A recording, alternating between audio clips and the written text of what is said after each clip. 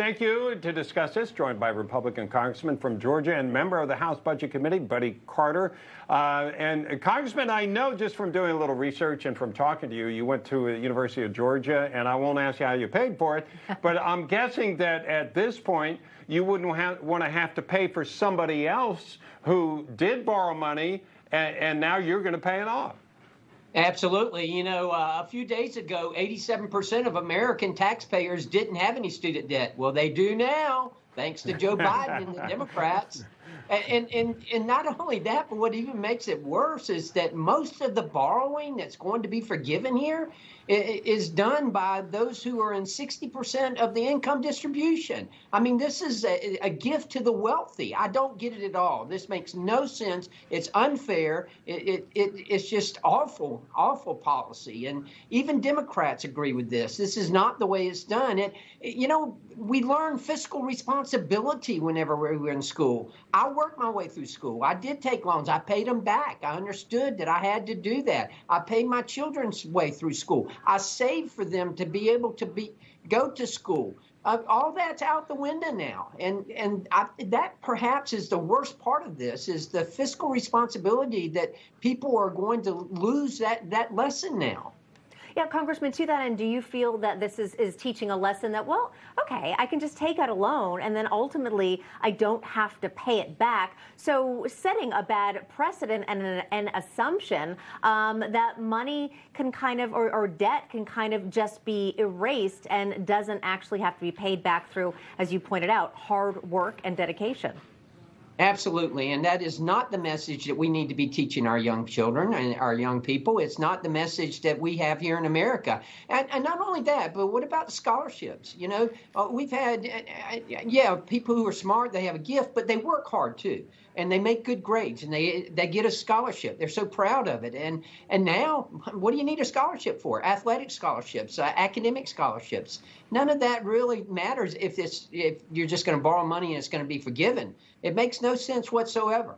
Yeah, and I've seen people say this debt, it wasn't paid for by the taxpayers. The debt holder was the federal government. And I'm thinking, you don't understand economics. I mean, whatever class it was, you didn't go to it, because where does that money come from? The colleges have been paid. By the way, that's another discussion, is how they keep driving up tuition and building buildings and paying football coaches more. But that's a different issue. Not, by the way, that Georgia doesn't deserve a good football coach. But you have people, taxpayers paid all that. The only difference now is they're not going to get paid back. Right, and there is a difference between free and taxpayers' money. And, This is taxpayers' money right here that we're talking about. This is, while inflation is running rampant, this president is putting $300 billion back into the economy. That is not what we need right now. The inflation's caused by the fact that we've got too many dollars chasing after too few products. We all understand that.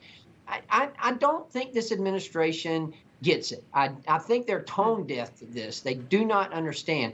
And there's no question in my mind that they're trying to buy political favor by those who owe these loans. And Congressman, perfectly timed to your point, we do have a little sound, or lack thereof, from White House Press Secretary Karine Jean-Pierre, who was pressed on who's going to pay for this and just couldn't seem to answer the question. Take a listen.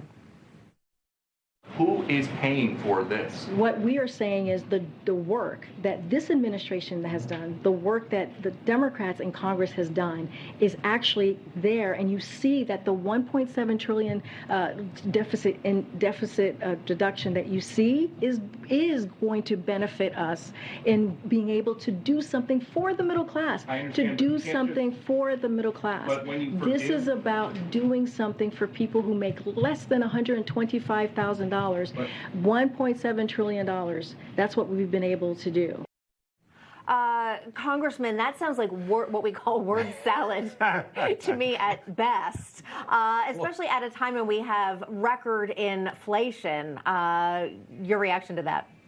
Again, they just don't get it. They don't understand. I mean, this is obviously spinning the whole subject matter here. It makes no sense whatsoever.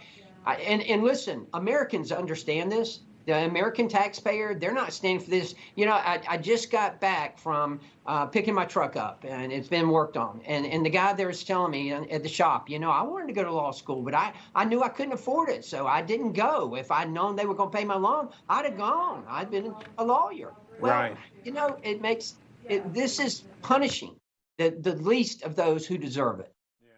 All right, Representative Buddy Carter, thank you so much, sir.